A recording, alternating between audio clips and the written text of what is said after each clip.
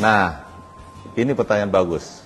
Boleh dong ganjil genap kita berlakukan sesuai dengan surat keputusan bersama. Untuk arus mudik, ganjil genap mulai akan diterapkan pada tanggal 5 April 2024 pada pukul 14.00 waktu Indonesia Barat sampai dengan tanggal 7 April 2024 pukul 24.00 waktu Indonesia Barat. Kemudian akan dilanjutkan pada tanggal 8 sampai dengan tanggal 9 pada pukul 08.00 waktu Indonesia Barat sampai dengan pukul 24.00 waktu Indonesia Barat. Akan diberlakukan dari mulai kilometer 0 Jakarta Cikampek sampai dengan kilometer 414 di Kali Kangkung, Semarang. Apabila belum masuk jamnya, tentu itu bukan pelanggaran. Kita tidak akan menghentikan bagi para pelanggar ganjil genap ini. Silahkan terus, nanti untuk sanksinya kita akan kirim surat konfirmasi ke alamat yang sesuai dengan STNK. Kita menerapkan ganjil genap, kita sudah melakukan kajian-kajian, kemudian kita lakukan simulasi. Kita ambil contoh di tol Jakarta Cikampek di kilometer 48 sampai dengan 66, PC rasionya ini ada di angka 1,21, setara dengan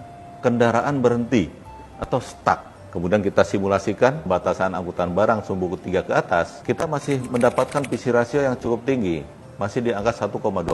Kemudian kita coba masukkan, simulasikan, kita melakukan kontraflow, ini ada di angka 0,82. Nah, setelah simulasi, didapatkan angka PC rasio yang masih lumayan bagus di angka 0,73. Ini setara dengan kecepatan 40-50 km per jam. Artinya sangat moderat untuk kita berlakukan.